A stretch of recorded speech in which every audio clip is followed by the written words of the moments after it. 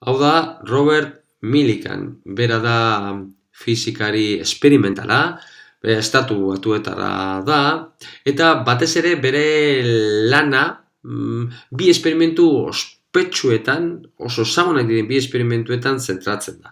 Bueno, bata da 1910ean egin zuen. Eta berak gai izan zen. Lehenengo aldiz, elektroiaren karga neurtzeko eta horretarako oliotantak erabili zituena. Oliotanten esperimentua bezala deitzen da. Eta gero, bestaldetik, 1916an egindako beste esperimentu batean, nolait konfirmatu egin zuen Einsteinek egindako azalpen teoria efektu fotoelektrikoa nolabait azaltzeko.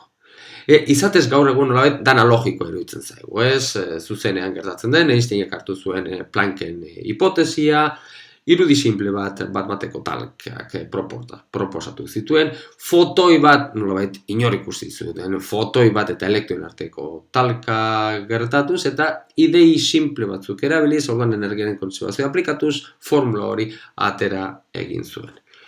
Baina orduko garai horretan pentsatu behar duzue, nola oso, zela zuzenean onartu ez da pentsatu ere. Izatez milikanen helburu nagusia ez dakit zen neurritan zen konfirmatzea Einstein esperimentua edo benetan ikustea Einstein ez zegoela zuzen berak botatako idei hoiekin, ideiak oso arraroak zirelako fotoiaren irudi hori erabiltzearen batez ere.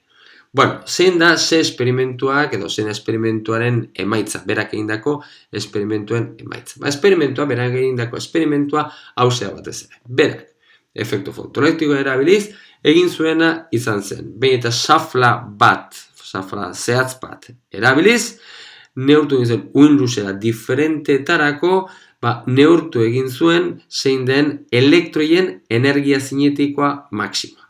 Gogora ezagun zein den daukagun efektu fotoelektrikoan Einstein garatutako formula ondorengoa dugu, energia zinetikoa, elektroiek duen energia zinetikoa da fotoiaren energia, H bider nu, non H hori Plancken konstantea dugun, minus omega. Hau izango litzateke elektroiaren energia. Zenbat eta elektroien lotura energia handiago izan, zeba barrurago egon, orduan energia zinetikoa txikiagoa. Lotura energia hause, hementxe omega hause zenbat eta txikiago izan, beraz daukagun energia zenbat eta handiago izan, energia zinetikoa maksimoa, energia zinetikoa handiago izango du.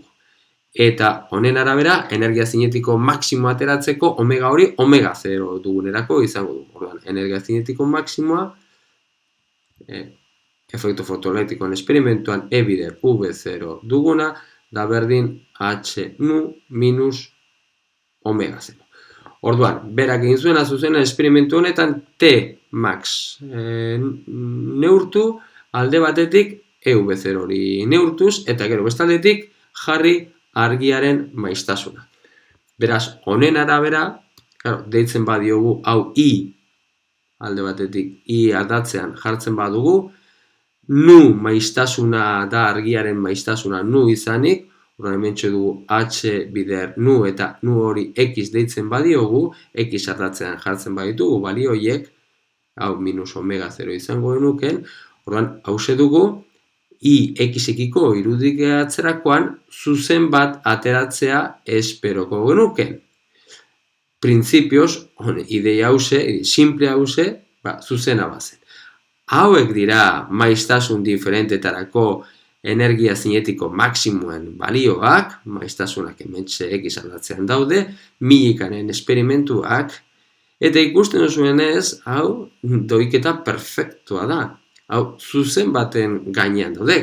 Lakoa ikusterakoan, itzelezko, harridura bat hartu egin zuen, beraz zuzenean milikanek nolabait esan zuen bezala, ikustean, zuzen baten gainean errotzen zirela datu esperimenterak, horrek esaten zuelako, Einsteinen hipotesia hause, formula hause, zuzen azala nolabait.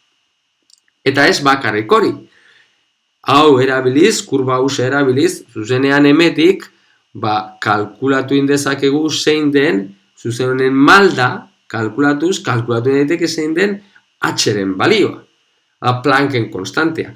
Baina Planckek konstante hause definitu egin zuen beste kontekstu erabat diferente batean. Ze, claro, Planckek, nolabait, konstante hause definitu egin zuen, gorputz beltzaren erradiazioa ulertuan izateko. Bestaldetik, hementxe, Einsteinek hartu egin zuen gorputz beltzaren kontuan inguruko, Planckek garatutako idea hausi, beraz, Plancken hipotesi hori, bere konstante eta guzti, hartu egin zuen efektu fotoelektriko azalduan izateko. Hori dela eta orduan, Planck konstantea agertzen da efektu fotoelektrikoan oso kontekstu erabat diferente batean zara.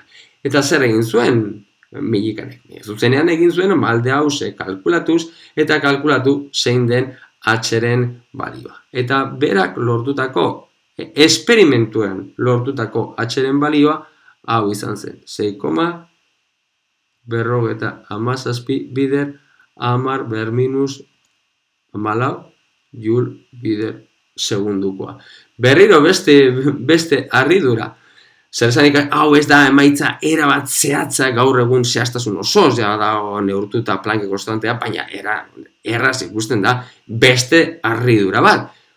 Planckek gorputz beltzen inguruan definitutako Planck konstantea hause berriro ateratzen dela efektu fotoelektrikoan eta bere balioa erabat berdina dela. Nola horrek ja ematen zuen konfirmazio gehiago, ez da? Hemendako lana horrek edo egindako hipotesio baino gehiago zegoela, ze bi kontestu diferenteetan Plancken konstante balio berdin ateratzea. Gaur egun, Plancken konstantea zehaztasun osoz neurtuta, Plancken konstantea duen balioa, ondorengoa da, buruz jakin behar dana, 6,626 bider 10⁻⁻⁴ joule bider segundu. Oso konstante importantea, kuantikan dagoen konstanterik importanteena, nire ustez, zalantzarik. Mundu kuantikoaren hasiarekin lotutako konstantea. Esperimentu honetan beste gauza bat ikusteko, nolabait hau izango litzateke, hau da efektu fotoelektrikoa gertatzeko, hau da elektroiak energia zinetikoren bat eukitzeko, atari maiztasun bat dagoela, ze kurba hausen nolabait hemen amaitzen da, eta hau izango litzateke atari maiztasuna. Maiztasunen balioa, kasu honetan hau, atari maiztasuna dugu. Xafla horrek duen atari maiztasuna. Eta, gero bestaldetik, hementxe dagoen kurba hause jarraitu ezkero, jarraitzen badugu kurba hause, elektroibolt batzuena, hau izango litzateke -0 den balioa izango genuke. Hementxe dagoen honen balioa daukagu. Eta honek emango luke, esperimentu honetan ateratzen dugu, estrakzio lanaren balioa.